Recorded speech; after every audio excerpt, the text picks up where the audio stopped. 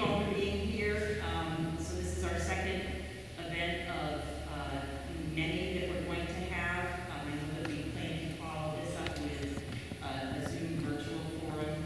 We'll have an open chat because clearly people, for whatever reason, but as I said, part of it is our health environment and people's discomfort with being in person. We thought it was important to introduce our firm that we selected in person and try to have some sort of conversation around what's next. So I'm Laura Gersom. I'm the superintendent of C49. And with me are CHA's architects. We have Alan Klingel, who is the director of design. Right, there we go. And have Kathy Cohen, who is the project manager. So before they begin with what they intend to share with you tonight, I wanted to just share a little bit about the history and how we came to this moment. And it's been a long path. I see Liz Baker here tonight. Sorry for pointing that out, but her dad and a committee of board members back in 2012 had formed a buildings study committee in preparation for eventually filing 3 school replacement applications. So that from 2012 the following year, they engaged a firm to do a structural study of the Fairfield Primary School, the Albion Elementary School, and the Clinton Elementary School. And I think because I can see that that study was updated in 2016, there was probably a lag from when DOE opened up applications. It's not a routine every 3 years or 5 years. It's probably whatever the economic environment is, and that's why I feel very fortunate that we're where we're at right now, because I cannot imagine what the economic impact of the pandemic is going to do to our economy and funding for construction projects such as this. So that was through 16. The district submitted 3 project applications to the DOE in March 2017 for major capital improvement. And in the spring of 2018, the DOE published a vital priority rank order list of 74 schools that made it through that application process intact. So that rank order landed, Fairfield Primary landed number 1 on that list, and followed by Clinton Elementary, which is number 39, and Albion Elementary, which is number 58 with 74 listed. And I can tell you over many conversations that I've had with Scott Brown, who is the DOE director of major capital improvement programs, that there was a big gap between number 1 on the list and number 2. So clearly, we know that our Fairfield Primary building is, it has a lot of needs and challenges right now.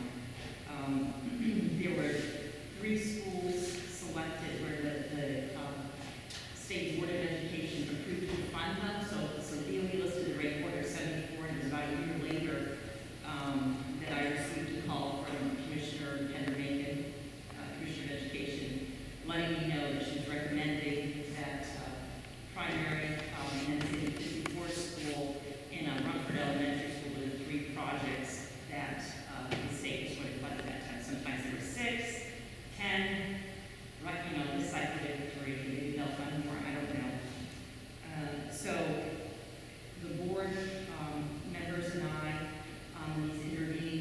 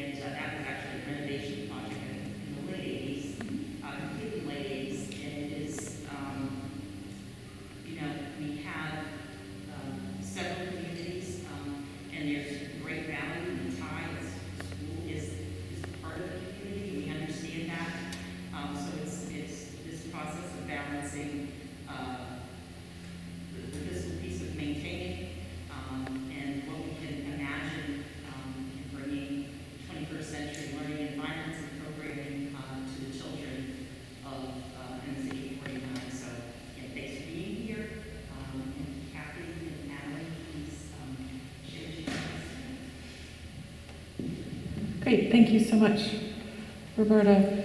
So, as Roberta indicated, tonight we're going to try to accomplish three things. The first is we're going to share a little bit about what we learned about your schools. The second is we're going to show you some what we call role model schools, which are basically some trends in current education design that supports 21st century classrooms and sort of the future of education. And then the third thing is that we want to hear from you. So we have a series of questions that we're going to ask you. Alan's going to be my scribe this evening, and he's going to write down all the questions. And then I did want to let you know that there is, as Roberta indicated, an email address that you can email thoughts and concerns and questions to. And that link, if that email address is on the website, I'll show you where it is at the end. So the first thing I wanted to talk a little bit about is the process that comes along with this Department of Education funded project, so a state funded project. It is a well-worn path. It's the same process they use for all of their state funded projects. And it's 21 steps.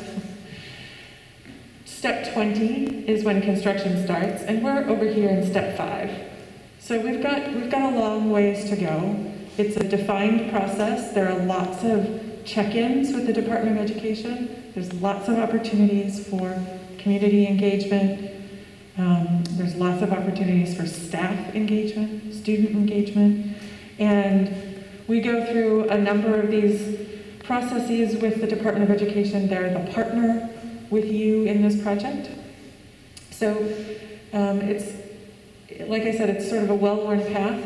It's clearly defined. They have metrics for how we do everything. So we're not sort of forging a new territory here, but it's definitely a process in which we expect and hope to have community engagement as well as staff and student engagement in them.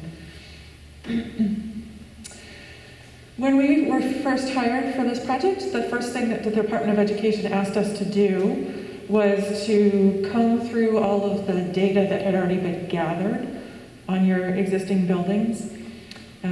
We combed through existing plans. We went to the elementary schools and the primary school. We did an assessment of the current capacity of the schools, what square footages you have, how they're currently being used, and the utilization rates of those spaces. Are they overutilized, underutilized, and compared to the metrics that the state uses if they were building a new school. We evaluated the existing systems in those buildings, mechanical, electrical systems. We reviewed compliance with existing current codes and ADA accessibility requirements. And we looked at the buildings for their ability to be expanded on. So that included the structural construction type of the buildings, the logical location that a building could be added onto, and also the capacity of the site itself to bear more construction. Is the site big enough to have an addition put onto any of those buildings? We also looked at the sites themselves. We looked at things like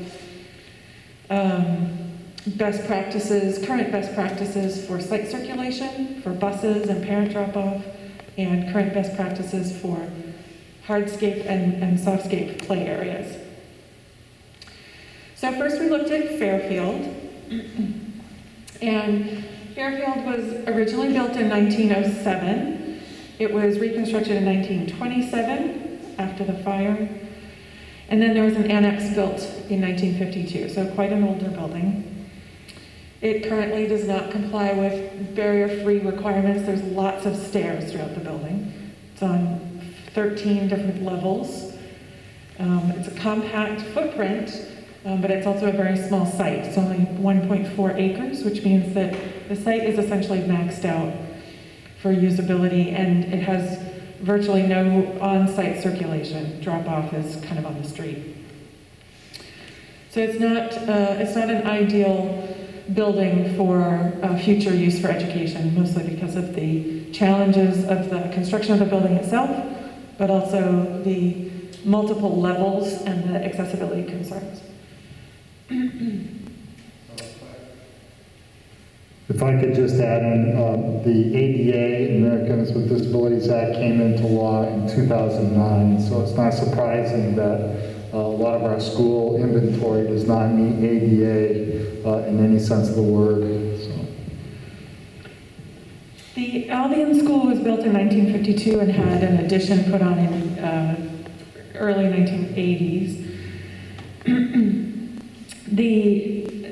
A water treatment reservoir was added when there were concerns about water quality at the building. It currently does not have a sprinkler system, so if it were to be added onto, a sprinkler system would be required. It also has a fairly small site by Department of Education standards. The operational costs here are fairly high. Again, ADA concerns, you can see that the existing plumbing fixtures have outlived their lifespan and are non-compliant with accessibility requirements. Also, fairly older mechanical system, which has essentially lived its life and is not as efficient as it could be if you had a newer building. This is the plan of Albion. So 1950, this is the original building here, and then it was added onto in 1980 here. Benton Elementary School is your newer school. The original building was actually built in the 1950s, but it was fully renovated and added onto in 1988. And the plans for Benton, the layout for Benton is actually quite nice. It's a very nice design. It's forward-thinking in terms of how the spaces are arranged, but the classroom sizes are quite small. It has similar ADA challenges, accessibility challenges. Most of the plumbing fixtures are non-accessible. But generally speaking, it is a very well-maintained and very nice building. It is also on a smaller site. So it is a challenge to add on to. The other reason it's a bit of a challenge to add on to is when the additions were done in 1988, they have these nice little houses that kind of radiate around a central space, but they all have pitched roofs, so it's quite hard to add on to the pitched roofs part. There are multiple pitched roofs. And additionally, the construction type is such that it would be challenging to add on to that building. The other thing about Benton is that currently it does not have, the current thinking in terms of how you access a building, centralized entrance with administrative offices right there at the main entry. So there are some challenges there. But it does have a really nice double-height library space that centralizes, sort of acts as the hub for the building. Clinton Elementary School, similar challenges with accessibility, similar challenges with the age of the systems. This building has been added onto multiple times since between 1950 and late 1970s. This building, as a result, has lots of different construction types. Again, very challenging to add onto and have a cohesive construction type, cohesive building. Upgrades would be needed to meet codes. Additionally, there's some site challenges on this one as well in terms of access to the site. It is a small site by current DOE standards. Yeah, I was going to say the site circulation on Clinton is really tough. With the drop off in the front right out in the street and the way the buses turn in that street on one side. But I think typical, I guess my comments on Albion and Clinton reviewing these is there's really just a lot of workarounds on systems. You can imagine Clinton has 8 different additions, I think. And so when you go to do a bathroom, you're putting your overframing on the floor, you add technology, it's surface mounted, we've got space heaters. And then on both, I was going to say Albion, Clinton and Fairfield, there's really no mechanical ventilation to speak of. And in today's world and in modern buildings for kids, we like to see mechanical ventilation. It's required by code. So you can see here what Al was talking about. This blue part of the building here is the original building. It was then added on to orange was next, and then light pink was next, and then purple, then dark pink, and then green. So it's sort of been a choo-choo train of additions to that existing building. And as to Al's point, lots of multiple mechanical systems, multiple solutions for heating those spaces, no one uniform, efficient energy system. Yeah, and single-phase power, I think, on both Albion and Clinton, which also with our modern buildings, we do three-phase power, primarily for elevator, safety and security, and for our kitchens. The other thing with Clinton is there's actually a program in it. This portion of the program is inaccessible. That's down under this portion of the school, underneath the stairs, the music program. But it's just a result of adding on over the years. So after we did a tour of the buildings, the other thing we looked at is enrollment projection. So the Department of Education asks the school district to look into the future. They hire a statistician to help you figure this out, but to establish what your projected enrollments are going to be in 10 years. And based on information that this person provided to the school district, we're looking at approximately a reduction in student enrollment by 100 students. That's for the district as a whole at the elementary and primary age group only. So that's not unexpected. That's actually better than what we see in some areas. We often see a more significant dip, but it is something to keep in mind that the projected enrollment is suspected it will go down. The other thing we looked at was the energy use intensity of each of the buildings. So that's energy usage, be it propane, oil, electricity, per square foot for each of the buildings. It's a way for us to evaluate and compare the buildings using a singular metric based on square footage, use per square foot. So when we do a new building, if it's code compliant, just meets code, we expect the energy use intensity to be between 30 to 40. A higher performance building would be 20 to 30. But the current elementary schools are running almost twice what would be expected for a current code compliant building. So Albion is running at an EUI of 105, Benton 83, Clinton 118, and Fairfield 72. So that implies that you're consuming a lot more energy for these buildings than you could be if you were operating a newer building. The operational costs are also high for these buildings. Clinton is running about $2.40 a square foot, Benton $1.87, and Albion $3.73. Newer buildings, we see them closer to $1 per square foot, $1.20 per square foot. So some higher operational costs as well for those. Not really surprising. Yeah, and as I had mentioned last night to the forum we had last night, that it's hard to look at the energy use intensity because we're not really comparing apples to apples in that some of your schools don't have mechanical ventilation. And so when you compare that to Benton, you'd say, oh gee, Benton should be doing much better because it's a much newer building. But it also provides a lot of things that the other schools don't,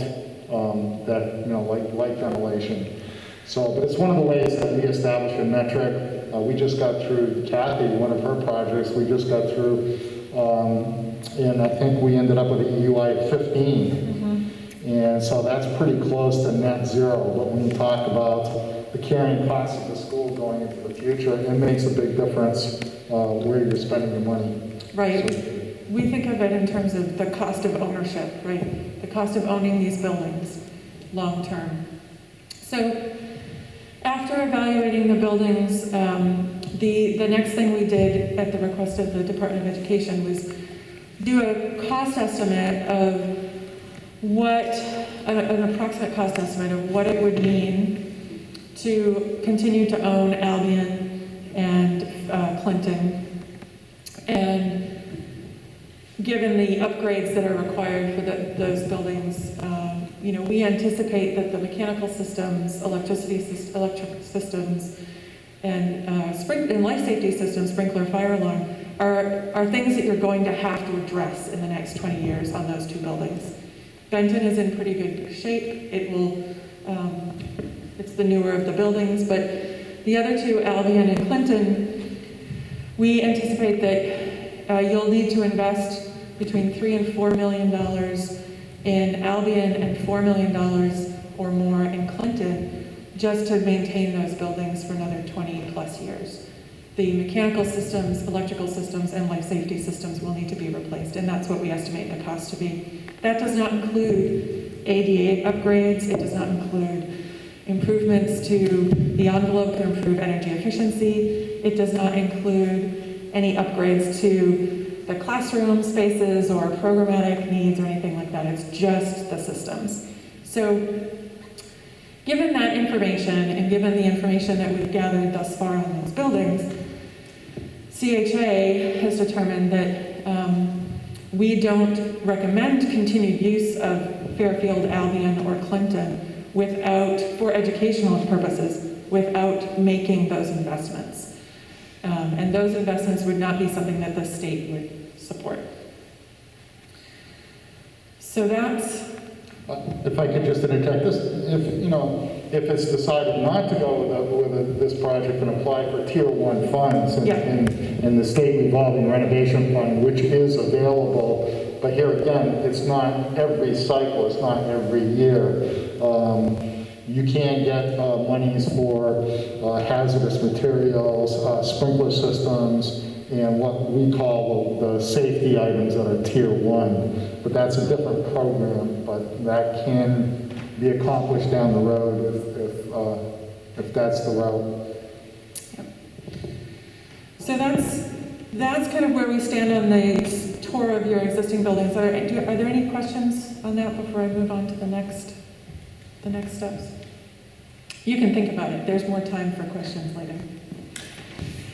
So the next thing we wanted to do is talk to you a little bit about trends in education and what we're seeing in terms of the current spaces for education and adaptability for future evolutions in education delivery. 50 years ago, when most of the buildings were built that we're talking about, the desks were set up in rows. These desks actually are bolted to the floor. Chairs are bolted to the floor, right? And it was a sort of stand and deliver kind of methodology. Today, based on what we know about the way students learn, biomechanics of developing, 7-year-old bodies, the way that their necks don't actually hold up their heads for the entire day and they need to actually put their heads down on their desks. Based on that kind of information and the way that kids learn and what we know about things like the impact of daylight to learning metrics, we're seeing classrooms that are very different. They have a lot more flexibility. They have space for the kids to sit on the floor. They have areas where kids can work in groups. They have beanbag chairs. They have more storage space for hands-on learning, project-based learning, that kind of thing. So we're seeing a lot more daylight, right? We're seeing things like the library is no longer the place with stacks and stacks of books that everyone has to be quiet. It's actually a much more active space. Sometimes it includes a maker space. Sometimes it includes 3D printers. It definitely includes lots of different ways for kids to be in that space and have choice over how they use the space. Comfy chairs, chairs and tables, marker boards, lots more active. It's definitely a more active space. And I just throw in, as architects and designers who do schools, we get into the research, we get into the evidence that supports why it's important to have good daylighting, why it's important to have mobility and furnishings, and why it is important to have good air and comfort control in our schools for the kids. And daylighting is huge. And so many of our schools, and every district has these. When we had the oil embargo, the first thing they did was get rid of the windows and put in just a little window. And we've all been in those spaces that are really dark. And so research has pointed that it increases cognitive results. Daylighting also increases sales in the retail environment. And so, the first thing we saw was shopping malls putting in more daylighting and putting in atriums and all kinds of things. But the same is true for cognitive results in learning with kids. We need to have daylighting, and now we have LED lighting. We're able to change the color. So all of these things are coming into the design world to really provide a higher level of comfort in place setting for learning. So. We also know that placemaking is part of an important experience for students. So there's the idea that there's some agency over their space, that they can move their desk or move their chair to make themselves more comfortable. They can sit on a wobbly stool if they need to wiggle a bit. There's a lot more choice provided to the students still within a structured environment. We're seeing things like buildings are no longer designed with a blank, dark corridor with classrooms on either side, and the learning happens behind closed doors. What we see is learning happening everywhere throughout the building. We're reclaiming the corridors for breakout spaces, impromptu gatherings, a place for the teacher to bring the kids to have a change of scenery for them, get them outside of the classroom, set them up for a different kind of lesson, a different kind of experience. This is a corridor with a tiered seating area in an elementary school we just did in Brunswick. This is a breakout space outside of a project room at a school, pre-K 8 school in Caribou. These kinds of impromptu meeting spaces, little nooks and crannies that the kids can go to have quiet time. These different choices in the types of spaces that they have. This learning happens everywhere, even in the corridors concept. We're also seeing lots of project rooms and maker spaces. The idea that there are spaces that are dedicated not to a teacher, but to the project-based learning, hands-on learning, active learning. So we're seeing things like rooms that are dedicated with lots of bins and cubbies filled with Lego or robotics parts, or messy rooms. Sometimes this is, again, in Caribou, they have an innovation lab. One half of it is designated for clean experimenting, so robotics and more technology-based. The other half of it is dedicated to more of a messy making space, so that's where more of the materials are, more of the tools and things like that. CNC machines and things like that. Mm-hmm. And even at a pre-K through 8, at least I'm telling a story about Caribou right now. Part of their educational vision was to make learning visible. So, every time a student leaves the classroom, they're able to get exposed to what others are doing in the innovation lab, the maker spaces, the project rooms, as a way of mixing things up. The other big trend that's happening right now is just the variety of spaces that we need in our schools. Breakout spaces, individual one-on-one, student-centered learning. It's really kind of, we're trying to reach more of the learners. That's what we're hearing. And this idea of making learning visible is being executed in multiple different ways. Like Al mentioned, in Caribou, that innovation lab is part of a STEAM corridor. So they have this huge innovation lab. It's adjacent to a project room. The art room is right there. The learning commons is right there. And one of the things that they wanted to do there was really make sure that some of the opportunities that they were offering at their middle school, their younger students could be exposed to as well. So we have these windows that are at different heights that look into that innovation lab so that the pre-K kids, when they go to the Learning Commons, they can peek in and see some of the cool things that are happening in that space. In Topsom, we did a project where they had maker spaces right there stacked in the lobby. So on the first floor is their media lab, on the second floor is their robotics lab. They wanted to make sure that that programming was really highlighted in their main lobby. But we also see things that are really simple, like making sure that each classroom has dedicated display space outside of it, so that the kids' work can be put up in the corridor so that all staff and students can see their work. It isn't just hung inside the classroom. So these are just some of the trends that we're seeing in education design. They're the kinds of things that we get really excited about. We get excited about working with these communities to come up with solutions that really work for what they want. Like the Caribou example is such a great one because it was really important to them that they be able to offer some of their program that was currently only exclusively offered to their middle school age kids. They wanted to be able to offer it to their first, second, third graders. They wanted them to see the CNC projects that they were doing. They wanted them to see the robotics projects they were doing. And they wanted to be able to eventually offer it to the younger students as well. So making that space was really exciting, but then also understanding how they wanted their students exposed to it was really, really important to them, and creating that space for them was really quite fun. So I was going to say Caribou pre-K through 8 school for 750 students was a school that was funded almost entirely by the state of Maine.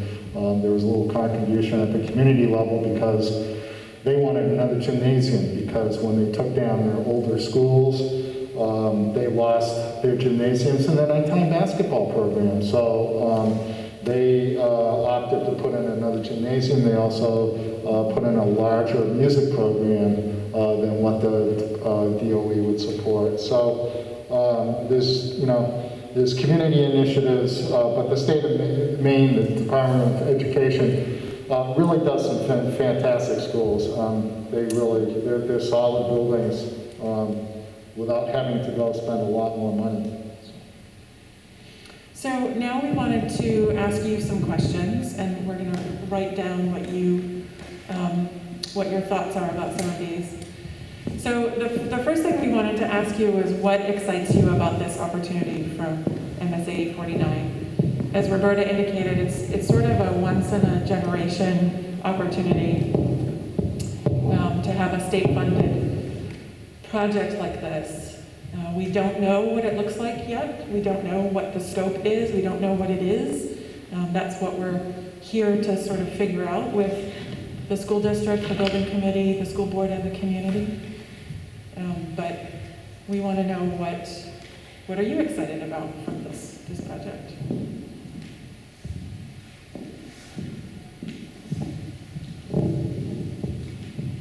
Okay, we can come back to that.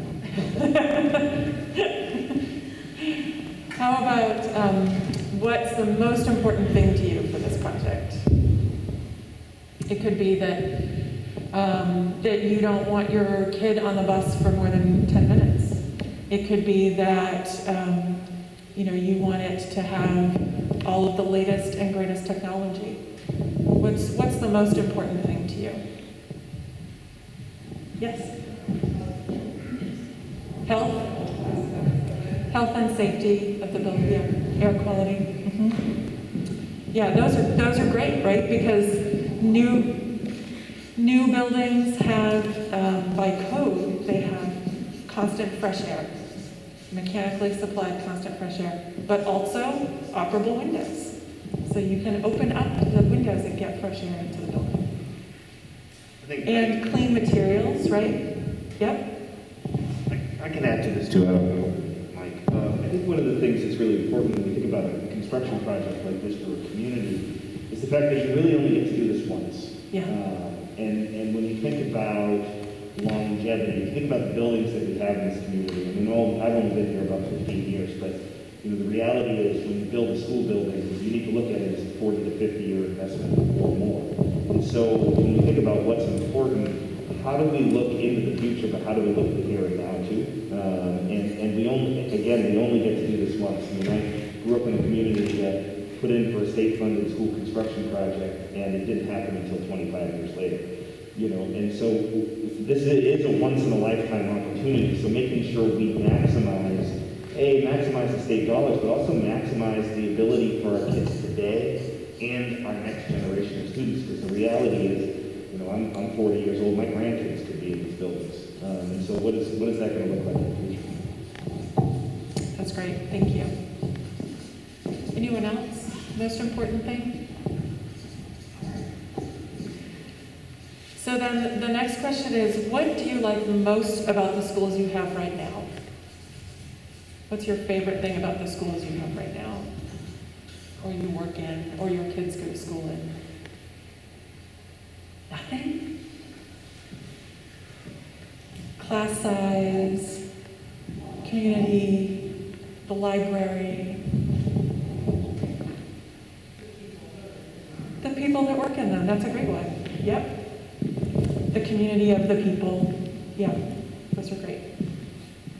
I think too that when you talk about community here, there's a sense of pride in our schools. There's a sense of, I've got kids that go here now. There's a sense of pride in our schools. There's a sense of pride in our kids, and I think most importantly, there's a sense of pride in our educators that work in these buildings. And my son's got 15, 12, 11, and 7.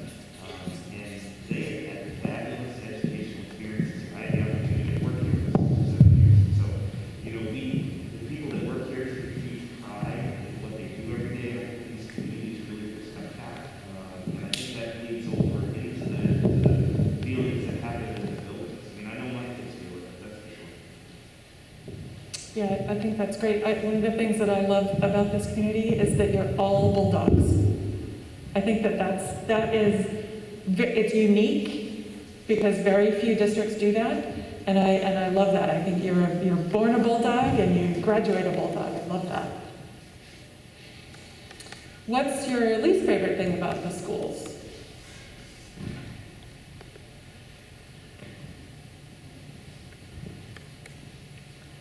Nothing. Everybody's just sort of mediocre about the schools.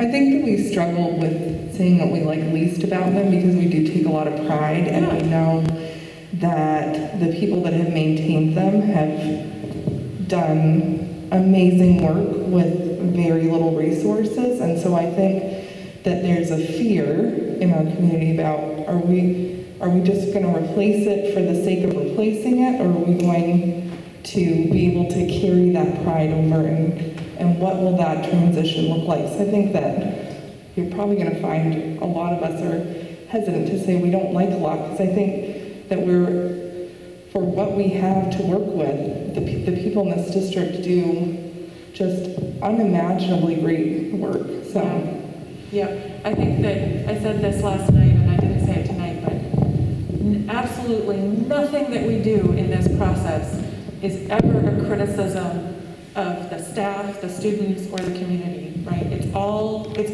just about what can we collectively make that's the best thing we can make for the students here, the staff here, and the community going forward. It's not at all a criticism of anything that's happening right now, because obviously great things are happening.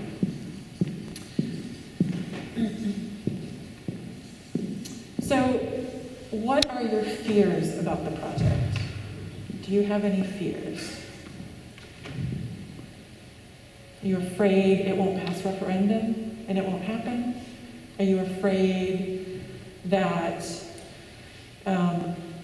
you'll lose the neighborhood feel of the school? Are you afraid of change? Whatever it is, right? Could be anything. It could be all of those things. Yes. I think what I wanted to say kind of hits on a lot of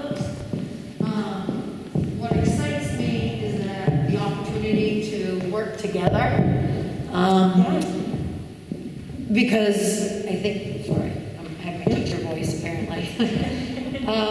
The opportunity to work together, some of the things like I'm afraid, I know each school has its own problem too, and it's, I can't put my finger on the word, but, you know, they want their own things, but I also work at the bigger building, I work at Benton. What I like most is that I work with, you know, many people at my grade level. And Zach sees an advantage, and I think of the smaller buildings where maybe there's one person at a grade level, and the loneliness and the isolation, and I want to take them in. So, like, it excites me that we can work together. I like about my school that we do have those opportunities to help each other. Anyone that's in education, I think, knows we get all our good ideas from each other, so we help each other.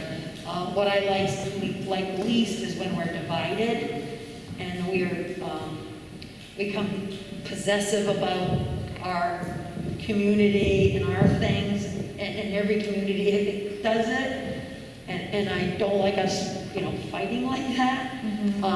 And that's my fear. I hope we can all kind of come together, work together, and then get even more from it.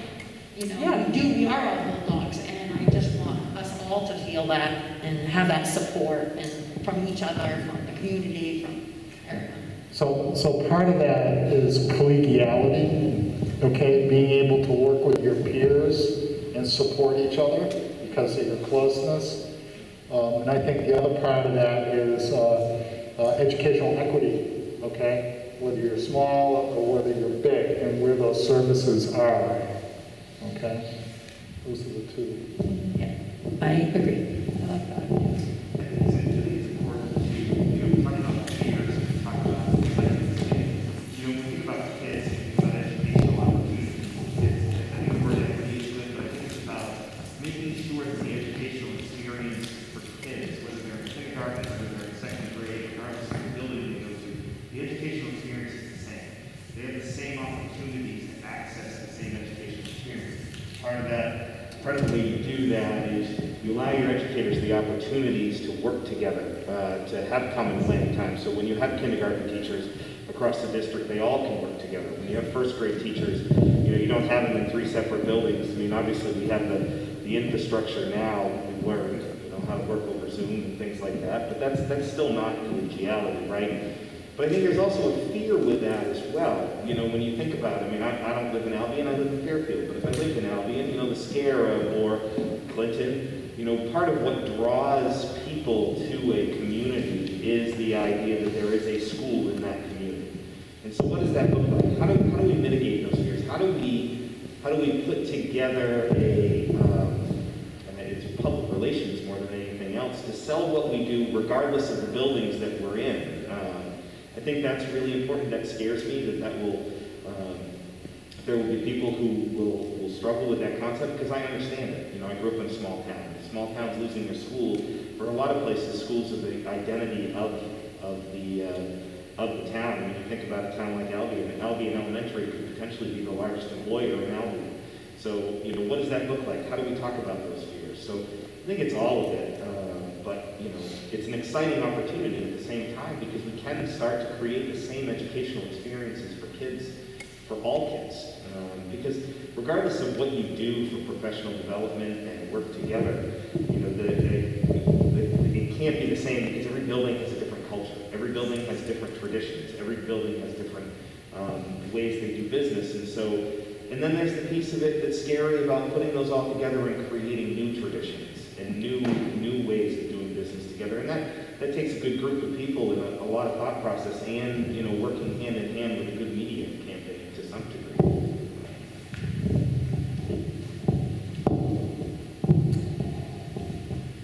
I think, you know, one of the things that you've hit on a little bit is we keep talking about it, I keep hearing it, is the idea of working together. And the media campaign, I think, is a really interesting way to put it. The community engagement and making sure that people are heard from all of the towns, making sure that people are get to participate in the process, right? Because as they participate in the process, there's that sense of pride pushes forward, right? That they've participated, they have pride in this project, whatever it is. I think that's one of the challenges that we have and that the building committee has, is making sure that we understand how best to engage the communities and how best to make sure that they participate in the process, so that they can have ownership over this project and claim it as their own.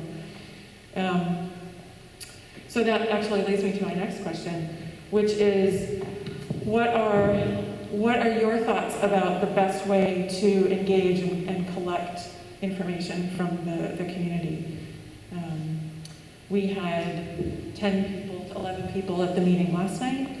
We don't have many at tonight's meeting. I'm assuming that it has a lot to do with the current health environment that we're in. But we're trying to come up with more ways to engage. The website is a great start. So the school district website, the landing page for the school district website, there's a link at the bottom called School Construction Project, and that takes you right to updates about the project. There's also an email address that I mentioned at the beginning, questions@msad49.org. Send questions directly to that, or comments or thoughts or anything to that email address. It all gets sort of pulled together. We'll put together a frequently asked questions document that will get updated so that people can kind of see, they can go there first and kind of see what the status is, if some of their concerns and fears might be answered there. The questions that I've asked this evening, we've made into a digital survey. So if you didn't feel like answering any of them tonight, you can go to the website tomorrow or the next day, it'll be set up, and fill that survey out online. We'll encourage others to do that. But if you have other ideas or other ways that you think engagement could be increased and make sure that we're here to listen, but we want to make sure that we're giving people the right opportunity to be heard, right? One of the other things that we'll do is the building committee will have subcommittees, and subcommittees will be things like maybe there's a communications subcommittee, maybe there's a fundraising subcommittee, maybe there's a landscape or playground subcommittee, right? So there'll be lots of different ways for community members to participate in the process in specific things that they might have interest in. Maybe there's a systems and sustainability committee, energy efficiency committee. And they're usually tasked with looking over something and then coming back and making recommendations to the building committee. So as we go forward through the process, it's really the building committee is the vehicle through which we work. And so we're going to be meeting monthly on a regular basis. But for us, we haven't started anything yet. We haven't designed anything. It's all about the process. It's all about listening right now. It's all about understanding where you are in this place in time.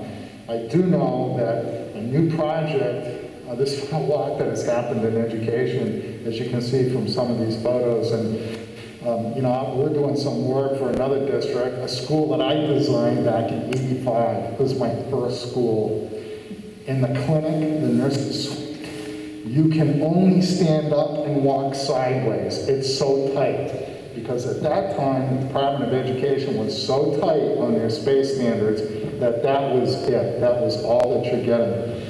But so much has changed since then, and a lot of our schools haven't evolved to that point of really providing what is necessary in today's world for our students. So it's a really great time to kind of paint that picture or think about that. Boy, if I had this space and I was doing it over again right now, I'd want a washer and dryer. I'd want, whatever it is. There are things that we can do. So just a little. One of the next steps that happens in that process chart, flow chart I showed you, is one of the most critical pieces, and that is what's called the education specifications. Yeah. So that's where the school board, the building committee, and the school district get to really think about what they want education, what you want education to look like for the next 20, 30, 40 years. What do you want, how do you want to get organized with your students? How do you see technology playing a role in education? How do you see, outdoor learning or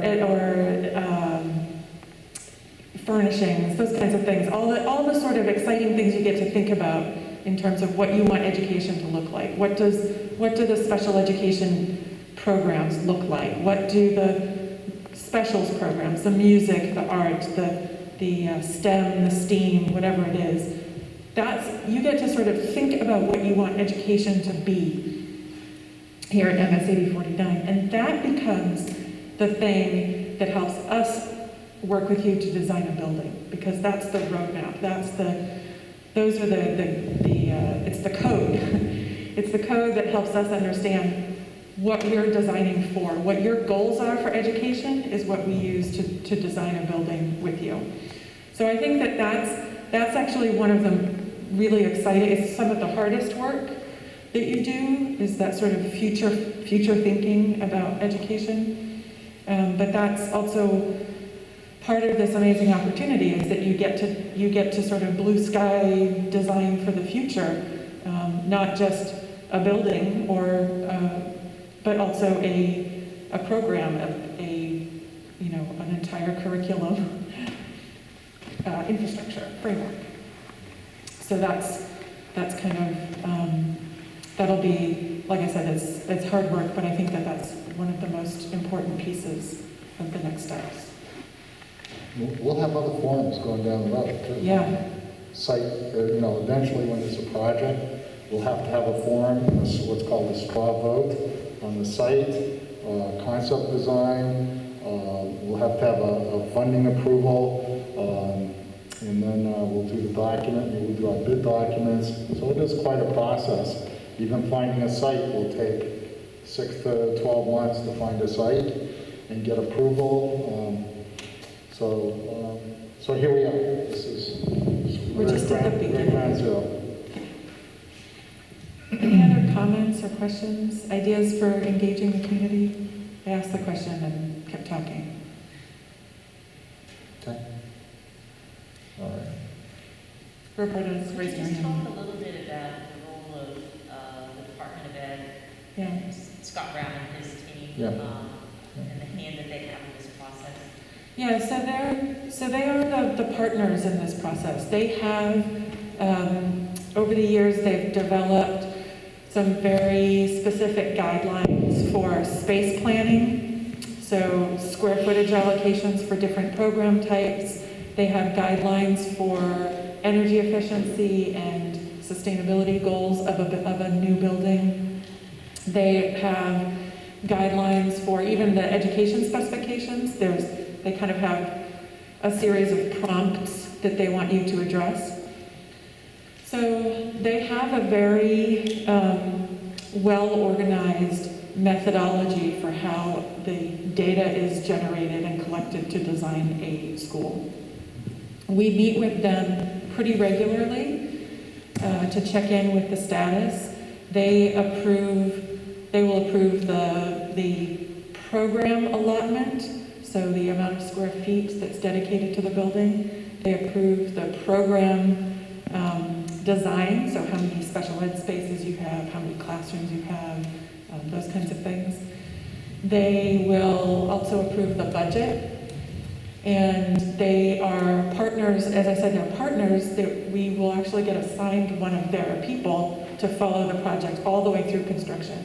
Once it passes referendum, they review all of the drawings, they review all of the specifications, and then once it's under construction, they are on site every month to check progress and ensure that there's very high quality construction, high quality buildings. They have very high standards for what they expect a building that they're bonding to be. So they're very responsible, they're all very good designers as well.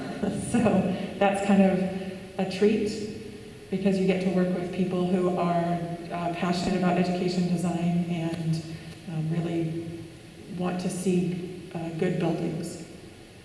And we've had a sort of a relationship with the Department of Education for, I was going to say at least 30 years, 35, 40 years, both assisting them and actually helping them develop some of the standards and the benchmarks, and doing projects with them. So. Yes? I don't know if you can answer this, but when you talk about the guidelines and you think about everything that's happening now in health Yep. and safety, do you know how often those like change or updated? Is it constant? I guess a fear, go back to a fear would be, you built something and then, oh shoot, you find out, you just hit the cutoff or whatever, and now rooms are getting, smaller again. Or Yeah.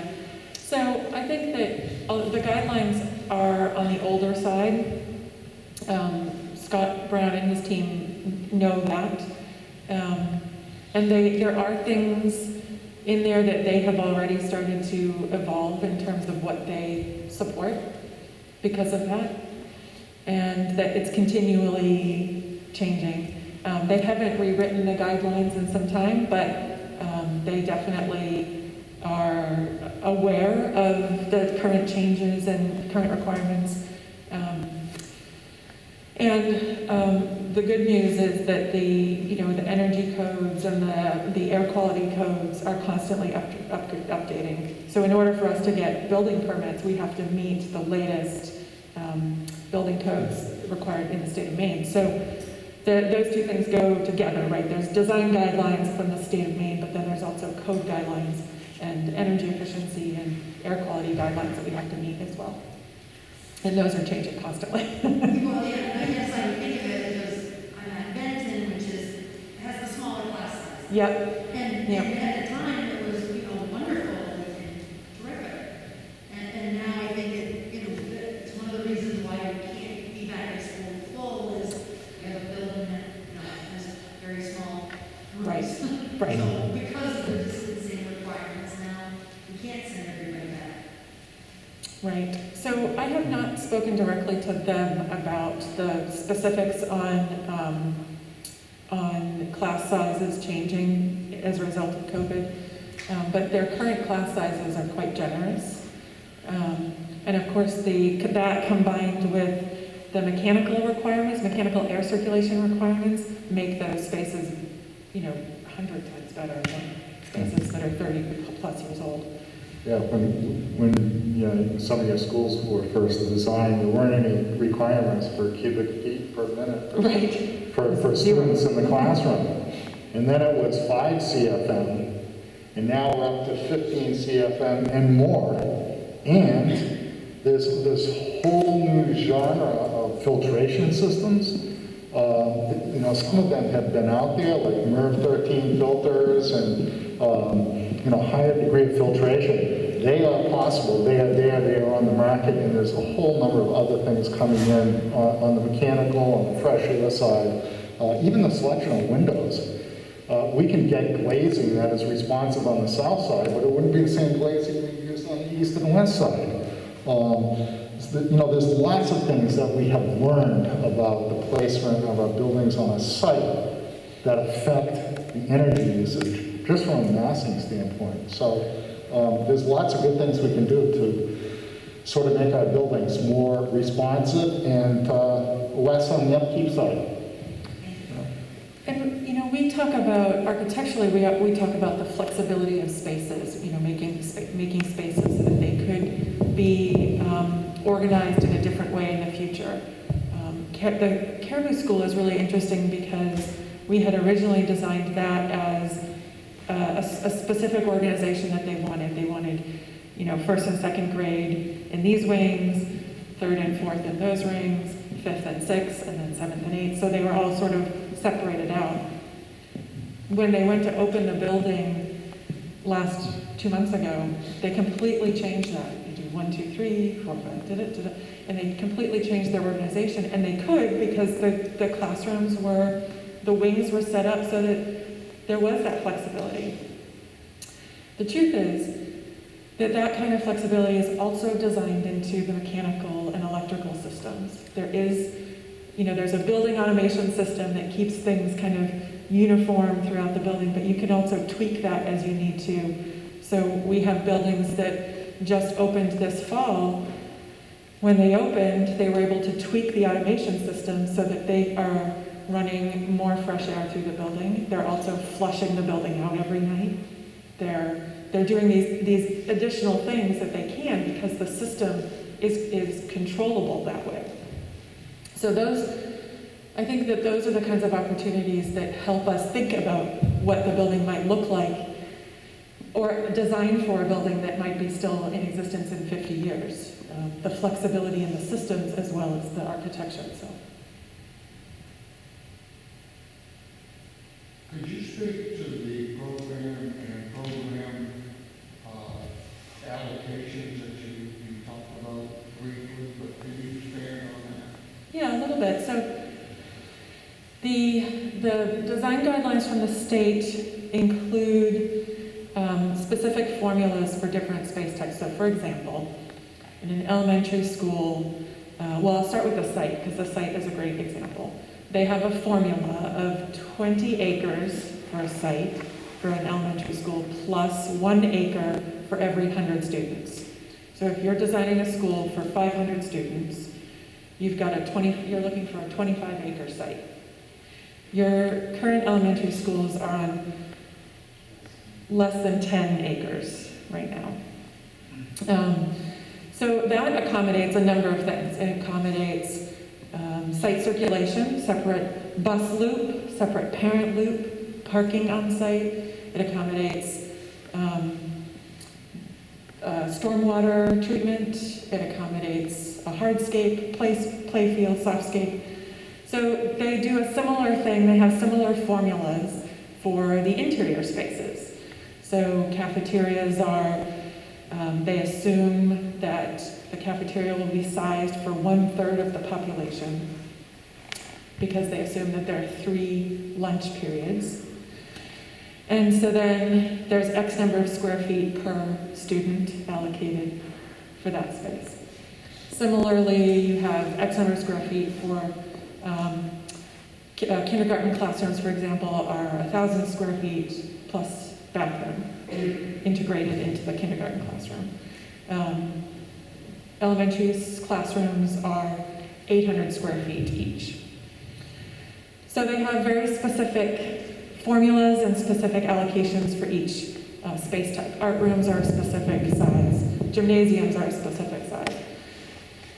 We often work with school districts where their ed specs talk about what they need for special ed spaces. Let's say that they are doing a lot of mainstream programming and they have spaces that they want to be able to have. It's important to them that they have breakout rooms for every classroom, or every pair of classrooms has a breakout room. If that's written into the ed specs as something that's really important to the district and the way that you function as a school, as a community in your school, then the Department of Education supports that. If it's part of the ed If it's in place, if it's a program that you have in place. If it's a program you have in place, then they will work with you to support that in a way that maybe goes along with the guidelines or maybe is slightly outside the guidelines. But they, although they have very rigid square footage allocations for certain spaces, they are also open to working with you for programs that are special to your district or special to your communities that you are trying to continue with in a new school.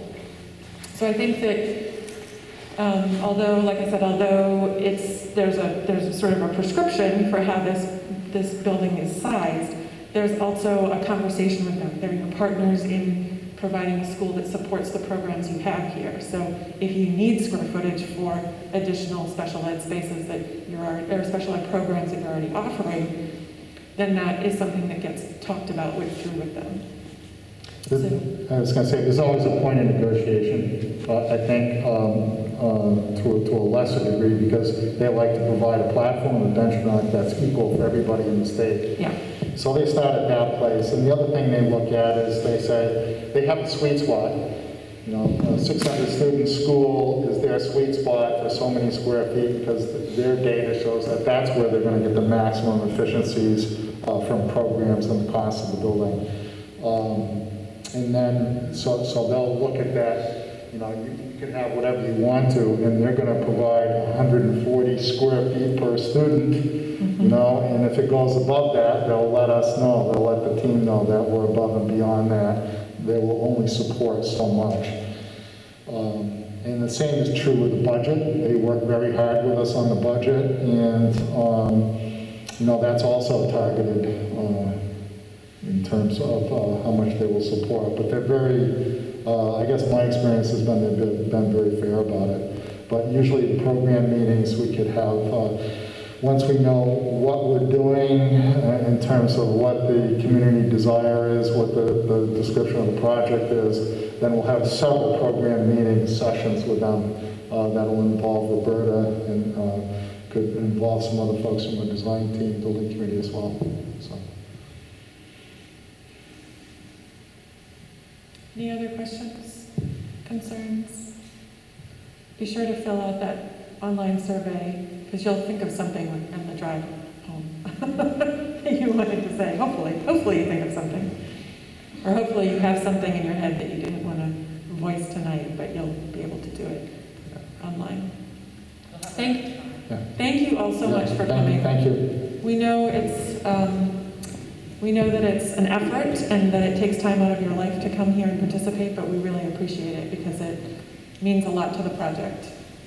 So thank you so much. Thank you very much. Have a nice night, everyone.